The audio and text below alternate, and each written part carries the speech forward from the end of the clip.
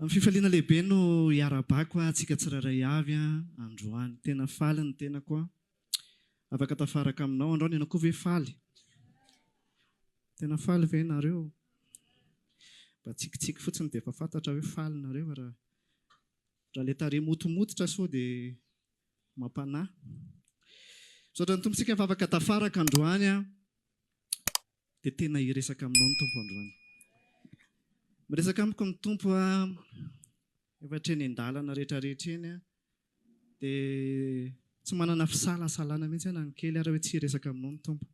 Fa tena fantatro fa maro no ho taritin'ny tompo amin'ny dingana misy kokoa, lalindalina kokoa miaraka aminazy indray manomboka eto. Amen. Raha nisan'ny vonona ny andray an'izany ianao dia mety tenena amen mafy be hoe amaka ny tenin'Andriamanitra tsika, tenin'Andriamanitra anankiray voalohany mety efa mahazatra antsika, efa fahentsika, Jaona 5:10.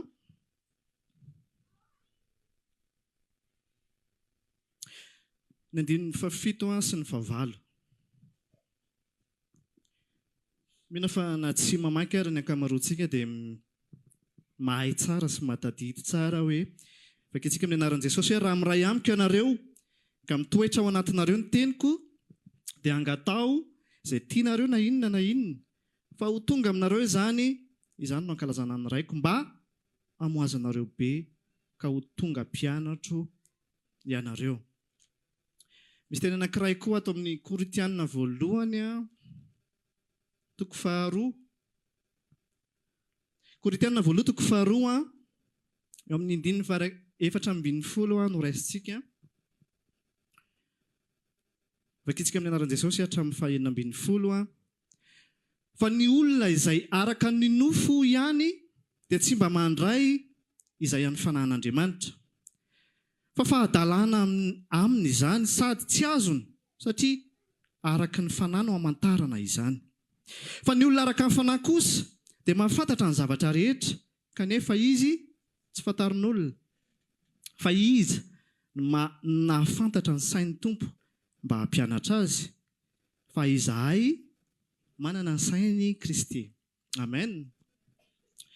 Tsy haiko izay fahitanao azy, mety hoe teny tsy mifampiditra ilay teny ve na hoe manao ahoana, fa ao anatin'izany teny anankiroa izany sy izay mbola hitaritan'ny tompo antsika eo no andraisantsika ny tenin'Andriamanitra androany.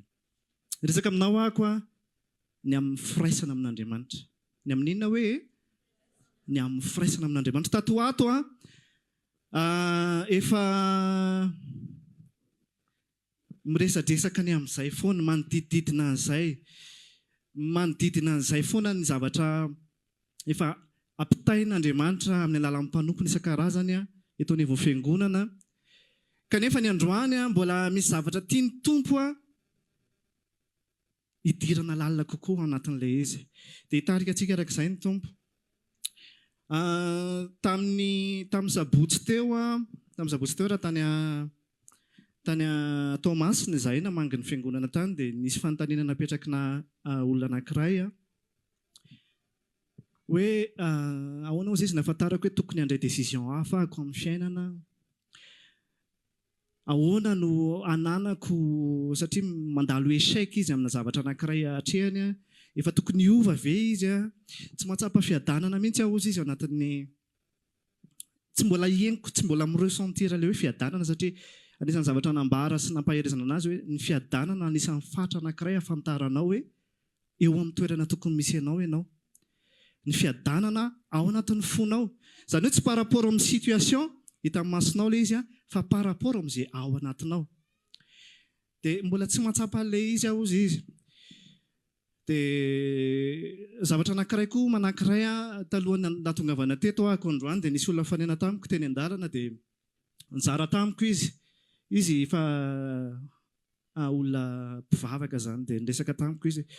Zaho ozy izy nisy fahoriana nitranga izany teo amin'ny fiainana zareo taona vitsivitsy akaikikaiky izay. Zavatra mahagaga anahy ozy izy, hitako hoe mbola kivikivy izy miresaka amiko eo izany satria misy olona akaiky anazy nodimandry. tsy azoko izy fa zaho izy tao anatin'ireny nahafatesany le olona akaiky ana reny a tao anatina fanompona be mihitsy ahako tamin'ireny fotoana ireny. Tao anatina fanaovana asa be mihitsy ahako ary tao anatina organisation na asa izay natao asa lehibe ary natsiaro mihitsy izy tena nanompo an'Andriamanitra kanefa ny tao anatin'iny a dia lasa le olona akaiky azy. Dia mandraky tiany androany a dia raha tsorina dia hoe tsy azo mihitsy ilay zavatra ataon'Andriamanitra. Inona ary ny antony? Satria za tena tao anatina fanompona. Za tena raha azo lazaina zany dia hoe tena présent tsara izy amin'ny zavatra izay atao amin'ny fanompona an'Andriamanitra. Kanefa ny a mandeha ny taona, mandeha ny volana, mandeha ny andro, tsy azo ihany hoe fa inona ary ny tena tadavina. Ohatrany hoe inona ary ny tena tadavin'Andriamanitra fa tsy azoko ilay izy. Satria za efa manao ny zavatra rehetra ho an'Andriamanitra. Androany aho hiresaka aminao ny amin'ny firaisana amin'Andriamanitra io. Raha misy ny zavatra anankiray raha lasarana bavy tena tadavin'Andriamanitra dia olona hifanerasera aminy. Dia olona ahafahany mizara izay ao am-pony. Raha misy olona tena mahaliana an'Andriamanitra, isan'andro mantsika dia hoe inona ny tadavinao amin'Andriamanitra, ny fiangonana koa dia miorienté ny fomba fisainan'ny olombelona rehefa nantona an'Andriamanitra hoe inona ny ilainao fa misy ao amin'Andriamanitra ilay izy. Fa androany mba hizara aminao hoe fa inona mba ilain'Andriamanitra afaka omenao ve ilay izy. Androany zany tsy ilaza aminao, tsy anontany anao hoe inona avy ny olanao fa ny tompo ange mahay zavatra rehetrarehetra. Androany tsy resaka aminao hoe inona mety mampiasa ny sainao fa amin'Andriamanitra misy afaka mahana an'ilay izy. Fa androany mba hizara aminao hoe inona mba ho am-pon'Andriamanitra afaka hiety aminao ve ilay izy, afaka ho voavalinao ve ilay izy, mety mba alinanao ve ny ahafa-po an'Andriamanitra. Izy Jesosy hoe raha miray amiko ianareo. Io firaisana io tadidio fa tany ambolohan'ny tany Andriamanitra dia nahary an'ny Adama seva. Ary rehefa nariana izy dia olona oatra azy, oatra antsika hozy izy, araka ny endritsika. Izany hoe raha tsorina ilay izy dia mitovy filinina amintsika. Olona araka izay zavatra mba aty anatin'ny fontsika koa mba ho anatin'ny fony. Ary rehefa voaforona, rehefa nisy ary Adamo, dia inona nataon'Andriamanitra? Tonga ao Andriamanitra dia miresaka aminy. Ao mba omeo anarany reto biby reto. Ao mba manjakanareo amin'ny zavaboary. Maninona Andriamanitra? Miresaka aminy. Miresaka amin'Andriamanitra. Aza mieritreritra hoe ny foronina fotsiny Adama dia napetraka tao amin'ny sahedena dia niada natao izy. Dia Andriamanitra ny an-danitra. Andriamanitra ny an-danitra indray mitohy amin'izay nataony. Tsia, ny foroniny Adama dia naninona? Dia tonga eo izy miresaka amin'ny Adama. Miresaka inona mba tianao? Miresaka mampafantatra ny sitrapony koa Andriamanitra tao anatin'izany nahafantarana hoe zao ry azo ry tsy hinanana. Retsy azo hinanana.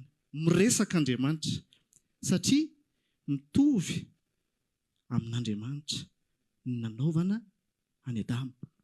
Azonao ve hatreo? Zavatra fantatsika koa raha lasarana bavy ny olona anankiroa ohatra ndraisiko. Ny olona anankiroa rehefa miaraka foana. Ny olona anankiroa rehefa miaraka, na olona samy hafa ary, rehefa mifanerasera, rehefa mifampiresaka foana, rehefa misy fifandraisana foana, dia manomboka maninona? Manomboka mitovy loha. Izany ve?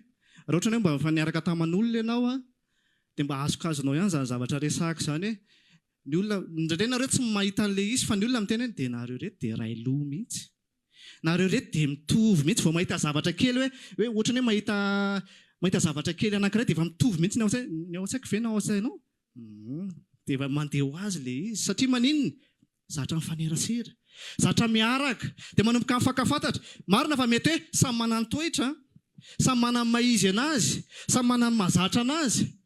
Fa indrindrindrindra rehefa misy hoe dominant ilay anankiray, dia ilay anankiray mety hoe mora manaraka, dia lasa toetra ilay dominant iny hitovizan'izy roa. Azonareo ve izany zavatra resahako izany? Mino fa azonao sahady ny zavatra tiako resahana ny amin'ny firaisana amin'Andriamanitra. Firaisana amin'Andriamanitra raha lasarana bavy dia samy hafa no mifiraisana amin'ny fiangonana. Be dia be ny olona mieritreritra fa rehefa anatina fikambanana na fiangonana, anaram-piangonana ny zavatra resahako. Na anatina organisation na fiangonana. Be dia be ny olona vao fitaka hoe rehefa ao anatina fanompona tahaka izao ahako dia efa tafaray amin'Andriamanitra. Mahato ataoko hoe ny tenako raha ao anatin'ity fiangonana anankiray ity ataoko hoe ESFM ahako ny firaisako amin'ity fiangonana ity dia mety hampitovy ana filinina ny amin'ity fiangonana ity. Azonao ve zavatra resahako? Ny fakanesako ato isaky ny fotoana alarobia tahaka izao, na fakanesako ato isaky ny fotoana alahady, na fanarahako ny pejy anankiray izay momba n'ity fiangonana ity, dia mety hahatonga ana hitovy filinina ny amin'ity fiangonana ity. Dia tafaray amin'ilay fiangonana ahako. Fa ny fanontaniana, tafaray amin'ny Kristy ve ianao? Azonao ve ilay izy? Misy zavatra mahasamy hafa anazy, akaiky be izany zavatra izany. Mety akaiky ny organisation fiangonana ianao, mety manana andraikitrato mihitsy ianao. Mety hoy isanao hoe za tena mafana fo any amin'ny fanompoana an'Andriamanitra eto anivon'ny fiangonana. Na any amin'izay sehatra misy ianao, ninona io? Momba ny fanompoana an'Andriamanitra. Fa ny fanontaniana, tafaray amin'Andriamanitra marina ve ianao? Ozy izy Jesosy, raha miray amiko. Raha miray amiko ianareo ozy izy. Io teboka ray io mihitsy ilay izy. Raha miray amiko. Tamin'ny lahady teto pasteur raha niresaka hoe ny amin'ny union sy ny relation. Dia ilaina ozy izy ilay relation. Ilaina ilay fifandraisana.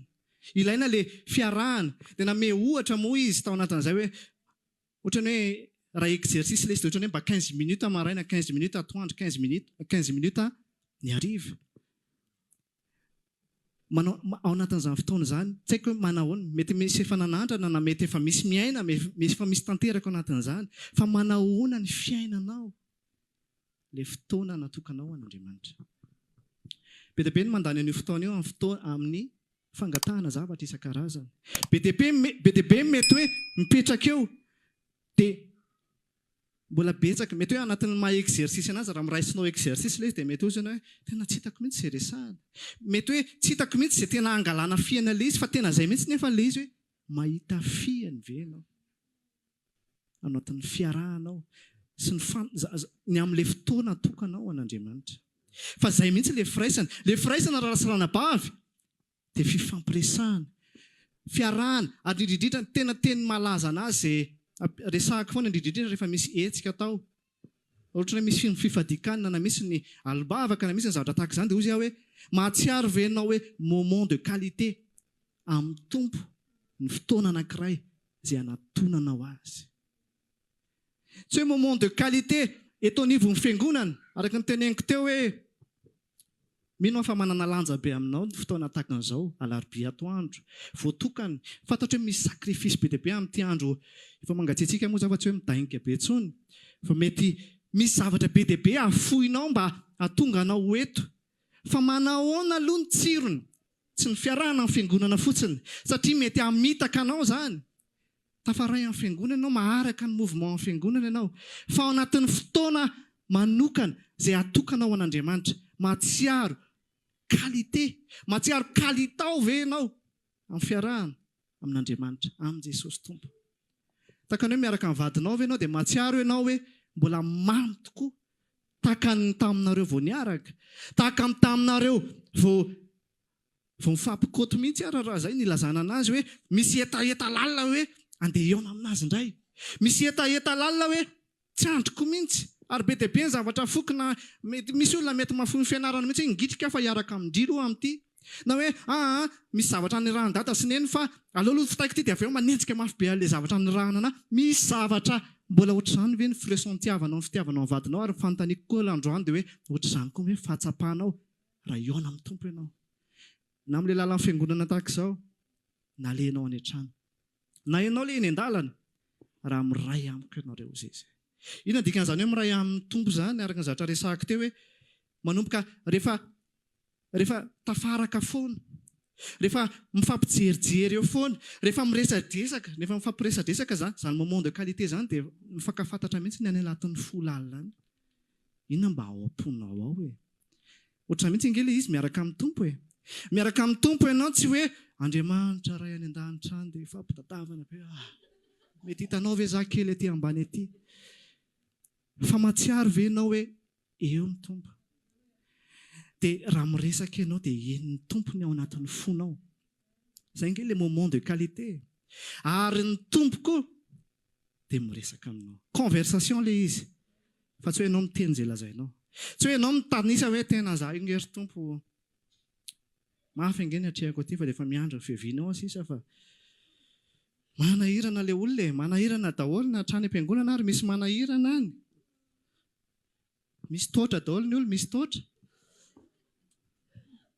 fa dia tsy haiko tompo fa dia soa ihany fa eo ianao e, soa fa eo Jesosy, miazona dia mampahery, senty lava ohatr'izany ve fiarahanao amin'ny tompo. Fa ny fanontaniana dia hoe miresaka aminy ve ianao ary maheno azy. Zay vao mitohy ilay tenin'Andriamanitra, zay vao mitohy ilay tenin' Jesosy Kristy ary mitoetra ao anatinao ve ilay teniko. Raha miray amiko ianareo dia mitoetra ny teniko avy eo. Ny fotoana iraisana amin'ny tompo dia tena zavatra fotoana mamy be mihitsy. Raha vao tsy mahatsapa an'izay ianao, raha vao tonga ianao ka hozy izy hoe za fa nametraka fa isaky ny amin'ny 9 alina dia hitokanao amin'ny tompo. Rehefa tonga ianao ka tsy mahatsiaro mihitsy hoe tena efa fanekena moa izy ity ka dia atao. Raha mahatsiaro ianao hoe vesatra ilay izy dia miresa mihitsy amin'ny tompo hoe Jesosy ohatrany tsy midona mihitsy aloha ilay izy, ohatrany tsy midona mihitsy aloha ilay izy fa ahoana ny atao e, makasio misisika eo amin'ny tompo. Afaka nisisika eo aminazy ve ianao? Amen. Afaka nisisika eo amin'ny tompo ve ianao hoe za Jesosy ny zavatra rehetrarehetra afaka no ataoko fa androany tena hanokana ny fiainako anao, hanokana ny fotoanako, hanokana ny momba rehetrarehetra. Zay nge ilay famelomana ny fanahy. Jereo rehefa very teo amin'ny Adama nge izay fotoana, izay fanahy zay, rehefa maty teo amin'ny Adama zay, rehefa tonga Andriamanitra mba hiresadresaka taminazy indray, inona natao ngiarainy? Nisitrika izy. Nefa n'Andriamanitra hoe andeha hiresaka amin'ny Adama momba lianina indray azy ao. Aizy Adama, faiza ianao e? Niery ako, niafina ako. Satria maninona? Efa tsy ao intsony ilay hitovizana aminazy. Efa votsitra ilay fitovizana tamin'Andriamanitra. Ka hiezaka amin'ny tena ve moa dia olombelona nofa mandra-panotaka dia aloha miafina e. Aloha tsy manantona fa tsy tanteraka eo anatrehany. Na te hiresaka ara-Andriamanitra, na te hametraka teny ara-Andriamanitra, na te hametraka teny ao am-pony Adama ary Andriamanitra hoe izao indray mba tiako resahana aminao ry Adama, mba misy resaka tahaka izao indray mba tiako resahana aminao. Tsisy. Fa noho ny tonga Jesosy Kristy dia afaka novelomina indray izay fanahy izay. Ary izay mahafahasoavana ny fotoana iainantsika, izao vanim-potoana iainantsika izao raha latsirana-bavy. Fa maro amintsika nefany ny tsy mikonsidere an'izay zavatra izay. Velona ilay fanahy, aleloia. Velona ilay fanahy, fa manahoana ilay firaisana. Velona ilay fanahy, izany hoe ao tsara ianao, zanak'Andriamanitra ianao. Tena tsy any amin'izany fahaverezana izany mihitsy ny souci antsika hoe tena mbola very ve tsika? Efa ao ilay fanahin'Andriamanitra, efa ao ilay fanahy mazanaka. Fa araka izay ilay zavatra resahan'ny apôstôly Paoly eto hoe ahoana hozy izy ny hamantarana izay ao am-pon'Andriamanitra. Tsisy malala ny ao am-pony. Tsisy malala ny ao am-pon'ny olona afa-tsy ny fanahin'ny olona ihany. Ary tsisy malala ny ao am-pon'Andriamanitra afa-tsy ny fanahin'Andriamanitra ihany. Nefa io fanahy io nomenanao. Amen. Io fanahy io nomenanao. Nefa ny ahoana na hainoanao an'Andriamanitra raha tsy zao fantaro io fanahy io efa ao. Be dia be mantsy mbola sahirana mieritreritra an'izany zavatra any hoe za efa tena zanak'Andriamanitra, ny fanan'Andriamanitra efa tena ato amiko. Fa nefa za mbola ohatra mivily amin'ny ankavia, vily amin'ny ankavanana. Ny antony dia izao, ilay firaisana amin'ny tompony tsy tanteraka. Velona fotsiny ny fanahinao, fa manahoana ny fikolokoloanao an'izany? Manahoana ny etaetanao amin'izay? Satria mila rakordena nge ilay fanahinao, ny amanao dia anaraka ny nofinao, anaraka ny vatanao. Fa raha mbola ny filan'ny nofo no mitarika antsika dia ao ilay fanahy, fa tsy mahazo aina izy. Mizara roa eny ihany ny fiainanao. Mipoitra ihany ny manofo antsika, ary mahazo laka loatra ihany ary ny momba ny nofontsika. Ka na te hamantatra ny sitrapon'Andriamanitra ianao, ataony olona araka ny nofo ahoana hozy izy ny tenin'Andriamanitra, ny hafantatra izay ao am-pon'Andriamanitra. Matetika ary Andriamanitra dia te hiresaka amintsika foana. Fa ao anatin'ny firaisana aminy, ao anatin'ny firaisana aminy no ahafahantsika malala marina ary mahazo. Ny olona na dia araka ny fon'Andriamanitra, raha zavatra resahako teo dia hozy hoe misy olona efa nanompo an'Andriamanitra efa ela. Fa rehefa miseho ny zavatra miseho isan-karazany dia tahaka an'izao tontolo izao ihany izy mahita ny zavatra rehetrarehetra. fa ahoana moa dia fahoriana lava ohatr'izao ny ainako miaraka amin'Andriamanitra e. Fa maninona va nga tsy hitan'Andriamanitra ny fanompoko? Be dia be ny olona se référé amin'ny fanompona izay efa nataony na ny taona nanompony an'Andriamanitra dia hozy izy hoe raha ny tokony izy tokony mba ataony tompo milamindamina ihany ilay fiainako e. Fa indraindray betsaka ny olona tsy mahatakatra izay hitondran'Andriamanitra anazy satria mitoetra ao amin'ny nofo izy. Tsy any amin'ilay fangatahana, tsy any amin'ilay vavaka fangatahana ny olana rahalasy-ranabavy, fa any amin'ilay firaisana amin'ny tompo. Tsy any amin'ilay zavatra hita amin'ny masontsika ny olana hoe tena problema be ny zavatra iainana. Po toa ohatra ny tena tsy tanteraka, be dia be ny zavatra tsy araka izay iritsika, be dia be ny zavatra tsy tanteraka araka izay hiverantsika azy ka tonga any amin'Andriamanitra tsika dia tena fa ahoana e. Raha ohatra ianao ka mbola karazan'ilay olona manontany tena ny amin'ny fitondran'Andriamanitra ny amin'ny fiainanao, raha mbola se poser question ianao hoe fa ahoana ihany tsy azoko mihitsy ilay izy, dia za manasa anao tsy manameloka anao ny ten'Andriamanitra fa hozy aho hoe manatona dia miraisa aminy.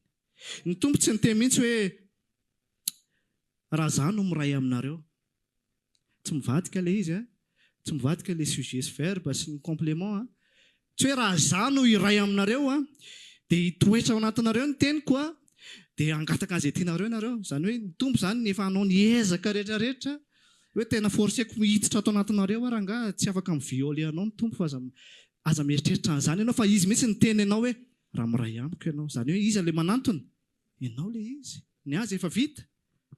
Ny azy efa vita fa ianao ve manana etaeta ny ho tanteraka amin'ny firaisana amin'Andriamanitra. Ny firaisana aminy hoy aho dia ilay conversation, ilay fampitana ny zavatra ao anaty. Ianao milaza ny ao am-ponao na dia efa fantany ary izy milaza ny ao am-pony ao aminao. Mba mahalinanao ve izany zavatra any? Andriamanitra mirevele izay ao am-pony, izay ao amin'ny fanahiny ho aminao. Fa iza moa tsika kanefa nomena antsika izany fahasoavana izany. Fa be dia be ny sakana rehefa tsy tafiditra ao anatin'ny firaisana amin'Andriamanitra isika. Araka ny zavatra resahako teo dia izay vao mitohy ny tenin'i Jesosy, mitoetra ao anatinao amin'izay ve ny teniny avy eo. Rehefa tafaray amin'ny tompo ianao, maheno ny tompo ianao, ny fanarahana toriteny isan-karazana ohatr'izao raha lasa ranabavy dia karazana fahalalana ny azonao raha tsy ho firaisana io ny tanteraka. Ilay firaisana aloha dia tafatoetra ao anatinao ny teniny avy eo. Anatin'izao zavatra zaraiko aminao zao tsy voatery izay toriko aminao rehetrarehetra dia hoe ho anao daholo ilay izy. Fa ny olona tafaray amin'ny tompo dia mahasinga izay zavatra tokony ho azy ao anatin'izany teny izany. Maharay izay zavatra tokony ho azy manokana ao anatin'izany satria ny fanan'Andriamanitra mihitsy miresaka aminao. Tsy izaho miresaka aminao amin'izao fotoana izao fa afaka ny aheno an'Andriamanitra ianao.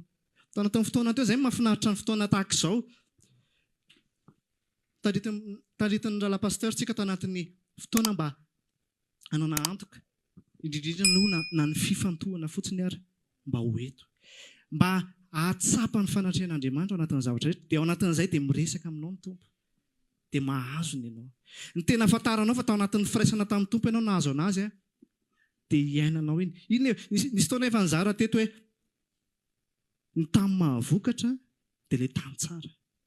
Ny tany tsara lasa ranabavy dia izay olona ampifiraisana amin'ny tompo. Rehefa milatsaka ny teny mahavokatra iny. Rehefa milatsaka ny teny ho an'izay ampifiraisana amin'ny tompo mahavokatra iny. Tsy ianao no miezaka, tsy ianao no mamantatra hoe inona ny sitrapon'Andriamanitra dia ho ataoko ilay izy.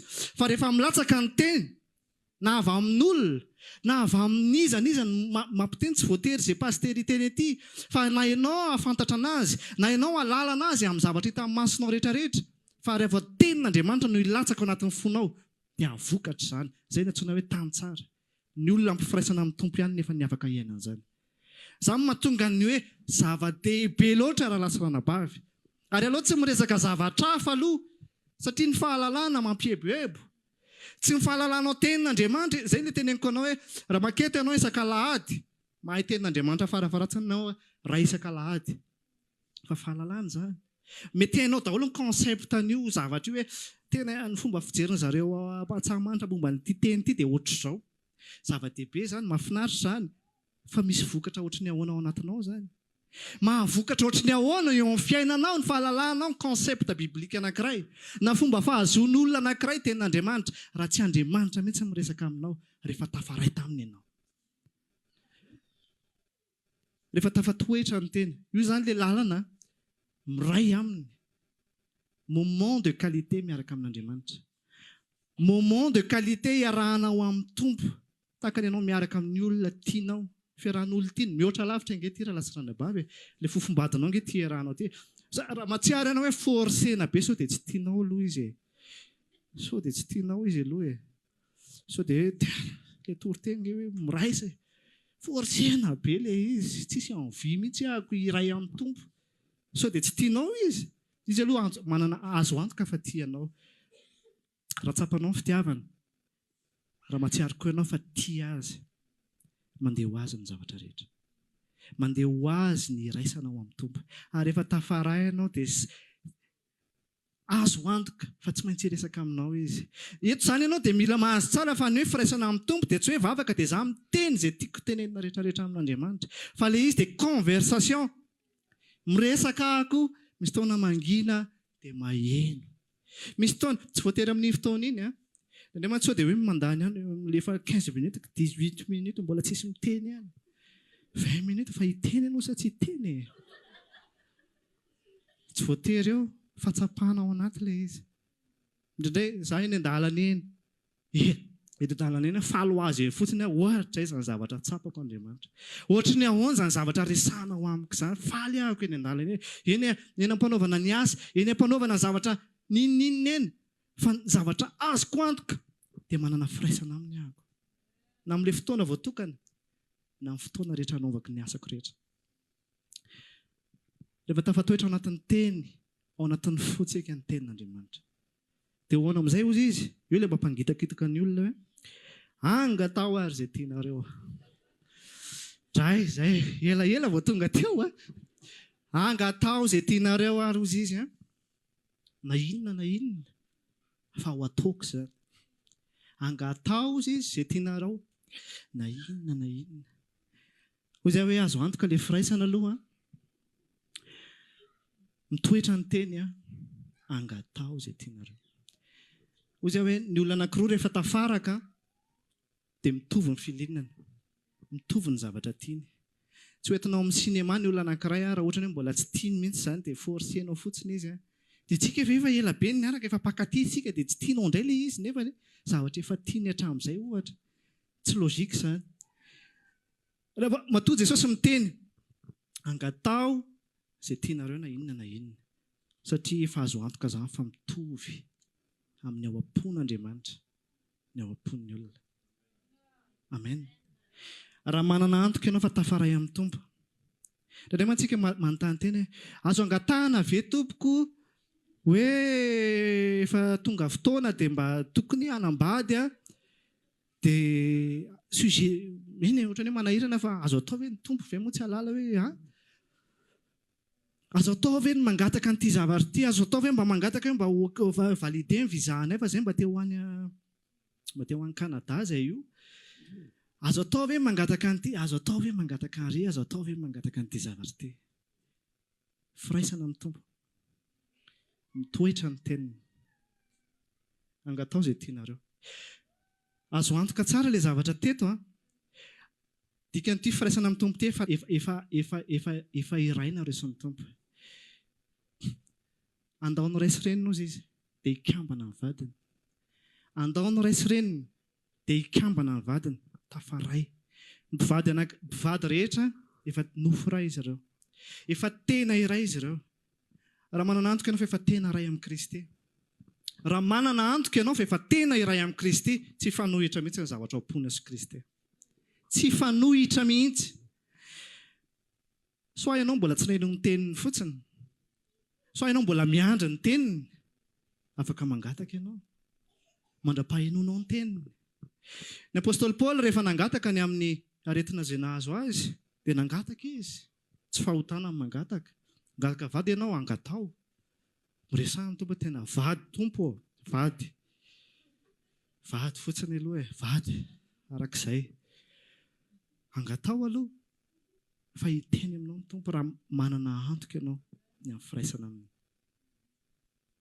Fantatra ho azy amin'ny fotoana eny ihany hoe tsy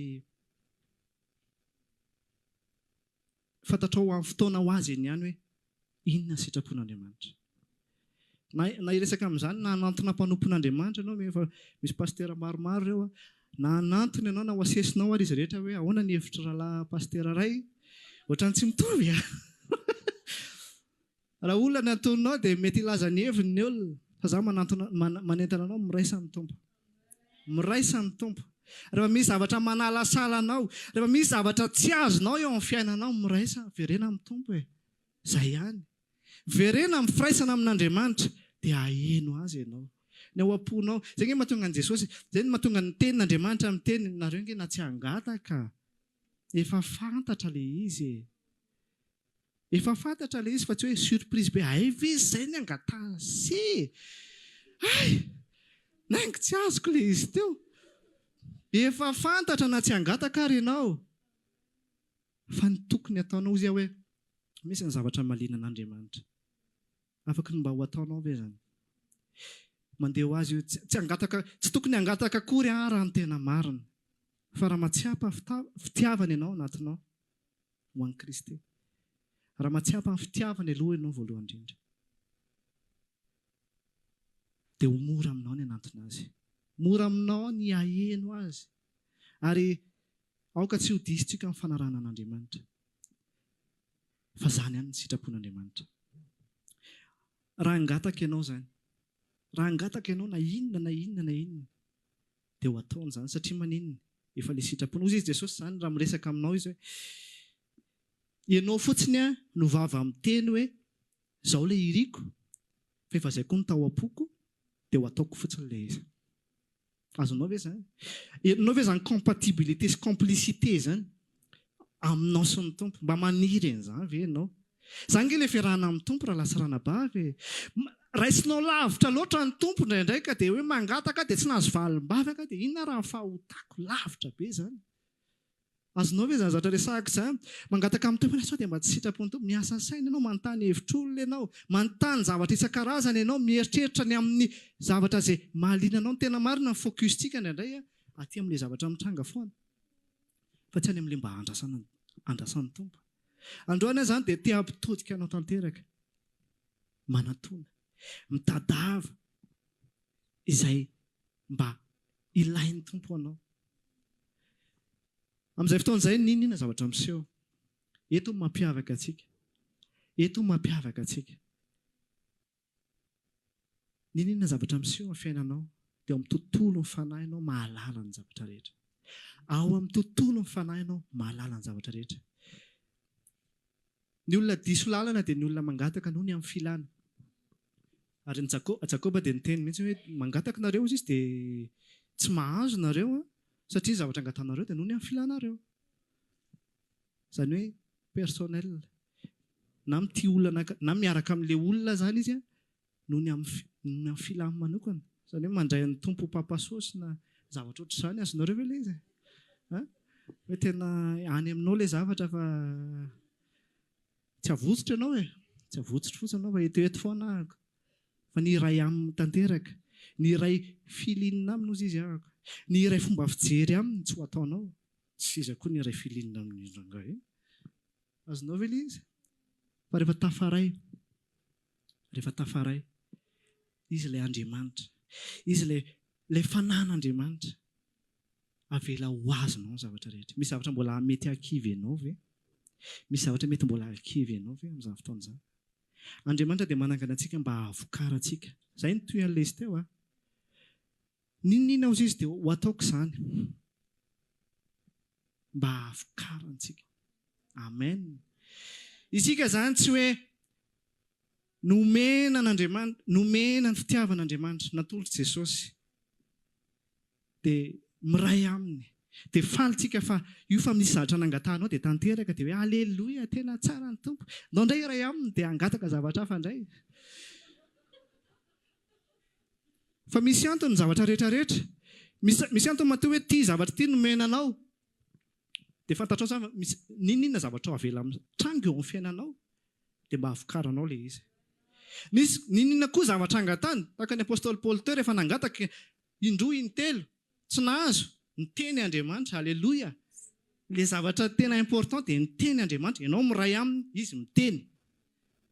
Tonga dia mety be ny fiainana reto rehefa amin'izay fotoana izay. Tonga dia mety ny fiainana. Fa raha hoe ianao miteny izy tsy miteny, problema be izay.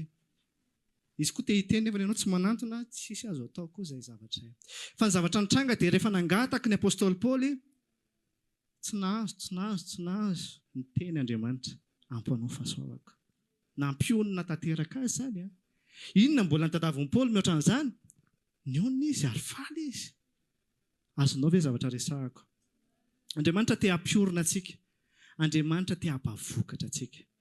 Inona ny anananao androany? Inona koa ny tsy anananao androany? Miray saminy fotsiny androany. Miray saminy. Mino aho hoe manomboka amin'ity fotoana androany ity, rehefa tonga ny fotoana, ary mino aho fa tsy hoe hiandry any an-trano ianao, fa eny an-dalana eny. Zavatra mahafinaritra anahy napetraka ny Tompo atao anatiko. Za vao zaharery dia efa manomboka. Za zany tsy irery. Izay ngamba tsy haiko hoe ahoana nazavako anareo an'izany. Raha vao zaharery dia efa tsy irery aza zay. Azonareo ve zany? Rehefa zaharery ny eo dia efa tsy zaharery io. Fa tafaray aminy ahako. Ary tena zany reto ny fifaliana. Izay mitranga eo mitranga. Betsaka ihany koa izay efa mitranga izay. Fa ao amin'ny fanahy mamantatra, ao amin'ny fanahy malala izay ao am-pon'Andriamanitra, dia mifaly aho. Dia mifaly ahako. Tiako mba hiaina an'izany ianao. Tiako mba hiaina an'izany ny zanak'Andriamanitra, ny fiangonan'Andriamanitra. Okay, ianao tsy iray amin'ity fiangonana ity. Ny firaisana ankonana zava-dehibe. Ary izay no ilana anay, izay no ilana antsika rehetrarehetra. Ianao andonana ako mba hiverina ako, aza koa andonanao mba tafaverina tsara ianao. Izay no ilana ny ankonana. Amen. Dia mifampitantana antsika hatrany an-danitra. Fa ny mahato anao, ny mahay tao anivona fiangonana, ny anatina fikambanana, na fikambanana tsara tahaka ninona, tsy ananana antoka fa tafaray amin'ny Kristy. Androany dia izay ny zavatra apetraka ny Tompo anatin'ny fotsika. Izay no resaky ny Tompo amintsika androany. Te iray aminao ahako. Te ho tafaray tanteraka aminao ahako. Andriamanitra mihitsy manana le etaety. Androany tsy ny etaetanao no anontaniana, fa milaza ny etaetany Andriamanitra. Namorona ny Adama sy Eva izy mba hifanerasera aminy. Olona araka ny tarehany, araka anazy, mitovy tarehy amin'Andriamanitra. Olona oatra azy. Raha nahary antsika izy ary efa tanteraka izany noho ny amin'i Jesosy Kristy, manana fanan'Andriamanitra. Anjarantsika indray mihetsika. Amen. Taontsika hitsangana dia hivavaka ankehitriny. Raha maniry ary hivavaka aminay ianao, dia tongava ary isaky ny alahady amin'ny 7 ora sasany, ny talata amin'ny 12 ora sasany, ny alarobia amin'ny 12 ora, eny Antsahamanitra 100 metatra ambany fijerena fety, trano Gribege amin'ny ankavian-dalana. Tongava soa tompoko.